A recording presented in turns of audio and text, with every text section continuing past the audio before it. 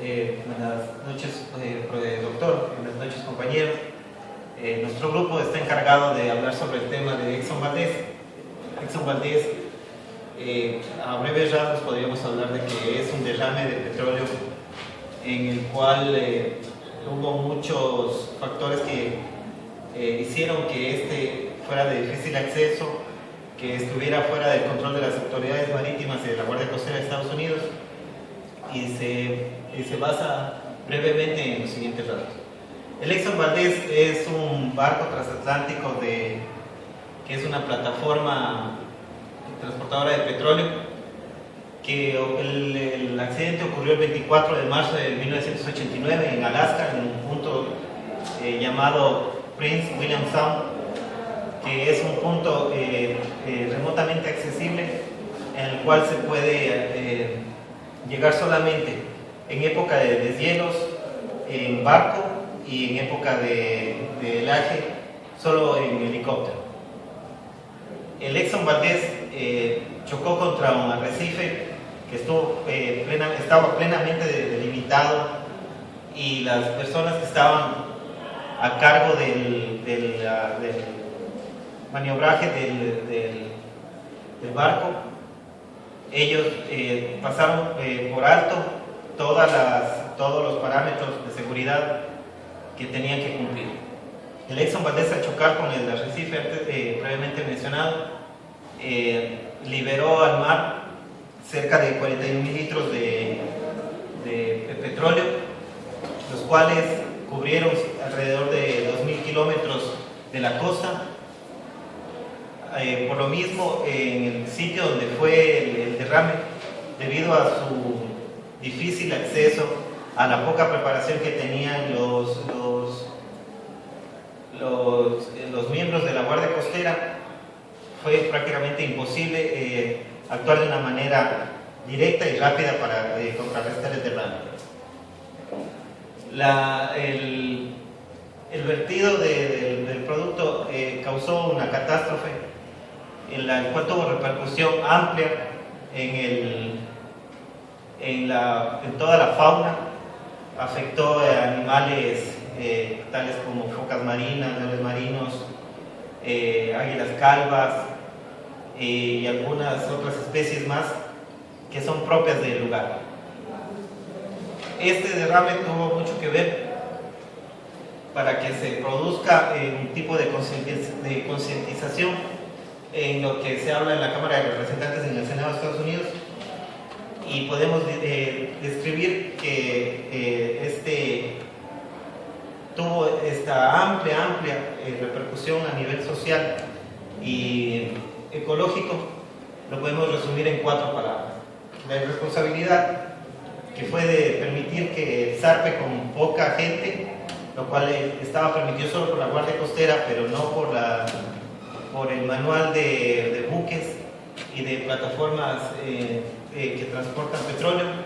La imprudencia de las personas que estuvieron en la capitanía del barco, la impericia con la cual fue maniobrado el barco en el momento que se vio que se podía producir el accidente, y la inexperiencia. Y en cuarto lugar tenemos también la palabra inexperiencia. Hablamos de inexperiencia al citar de que la persona, quien era el capitán, se encontraba presumiblemente bajo estado etílico, lo cual tuvo amplia discusión durante el juicio, pero nunca se llegó a comprobar oportunamente, el cual dejó al segundo a bordo a cargo de las maniobras y del pilotaje del barco. Pero esta persona, al no tener licencia y al estar reducidamente capacitado para responder a situaciones de emergencia como estas, intentó maniobrar manualmente el barco, pero no se percató nunca que se encontraba en piloto automático, por lo cual fue inevitable el colapso, y esto es lo que desemboca en este derrame de petróleo. Bueno, vamos a hablar sobre las circunstancias de Exxon. Bueno, aquí decíamos que la tripulación era menor a la reglamentaria según la Guardia Costera.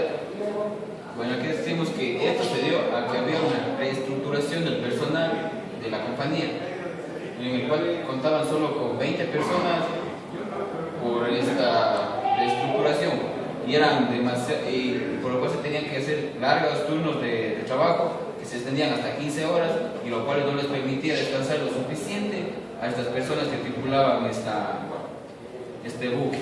Debido a esto, estos se encontraban no ágiles para desenvolverse en sus funciones, y por ende no pudieron reaccionar rápido cuando se dio este derrame. Bueno, vamos a hablar acerca de Ayesca. ¿Qué es esto? Pues decimos que es una compañía que se formó de las compañías que sacaban petróleo.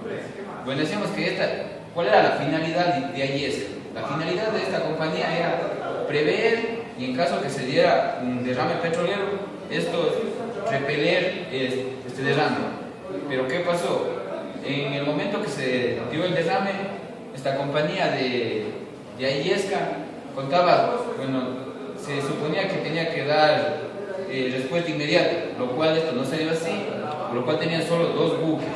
Pero ¿qué pasó con el uno? Se encontraba inservible, y el otro no se encontraba cargado y equipado con las boyas para repeler lo cual en el contrato en el acuerdo que habían llegado era que en 5 horas tenía que acordonar el lugar derramado, lo cual llegaron a las 14 horas y media de lo que sucedió este derrame,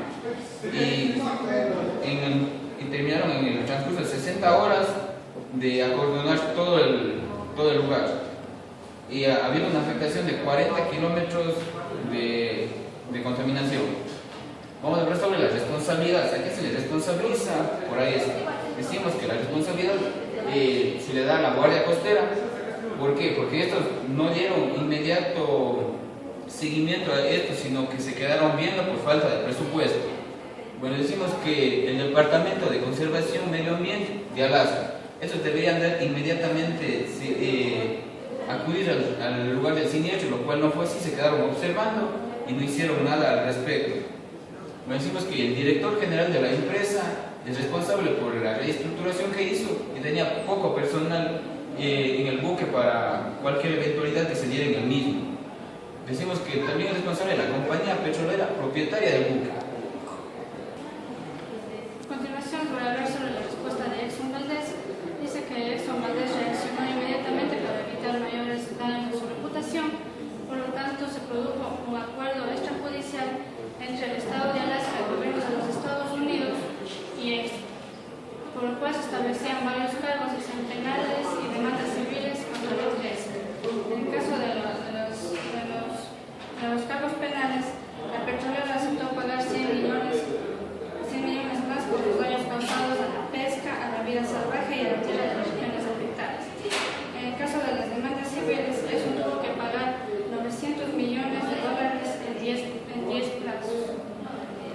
Dentro de la administración americana se reservó el derecho de reclamar a Exxon 100 millones más si en el futuro se encontraba derrames de petróleo, que podría ser tóxico para las personas y para los animales.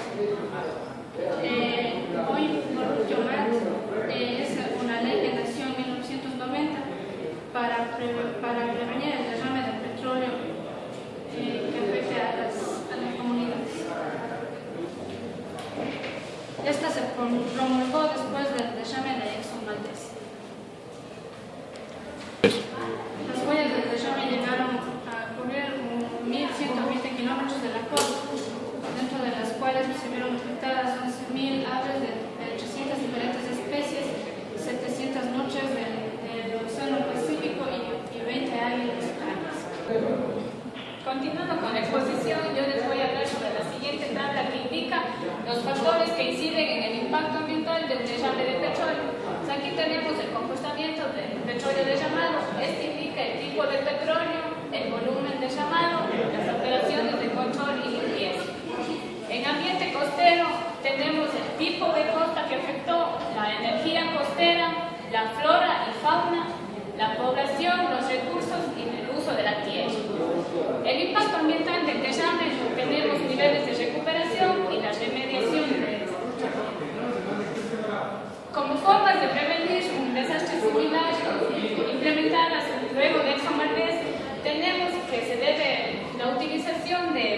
de dichos buques petroleros con cascos dobles para que en caso de abordaje o una colisión, esta carga peligrosa esté protegida.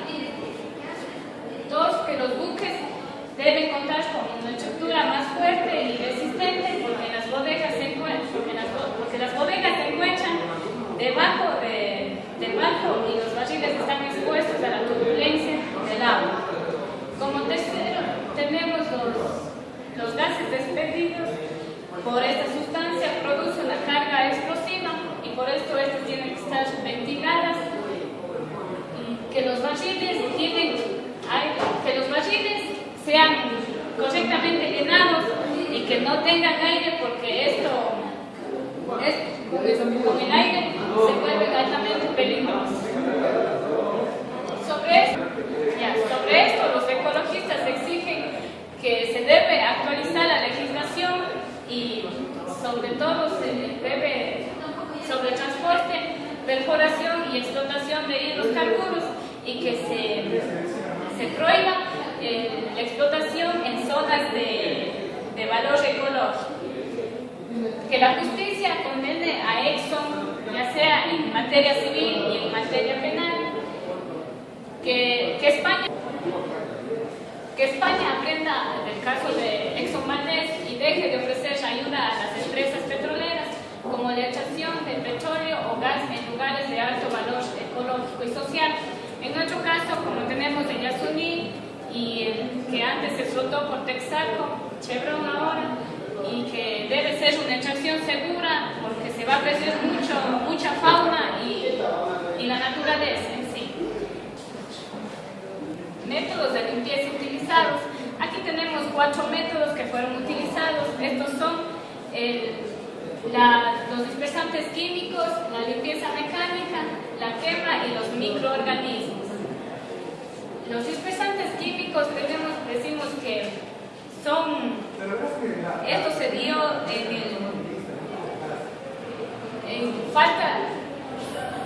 se dispersaron los químicos mediante un helicóptero, pero debido a que no hubo ondas, no se pudo mezclar los químicos con el agua y entonces no resultó eso. Como segundo tenemos la limpieza mecánica, que esto fue utilizado por bombas retractoras y skimmers, pero el skimmer no podía ser utilizado después de las 24 horas porque debido al crudo y las algas se obstruyeron estas máquinas.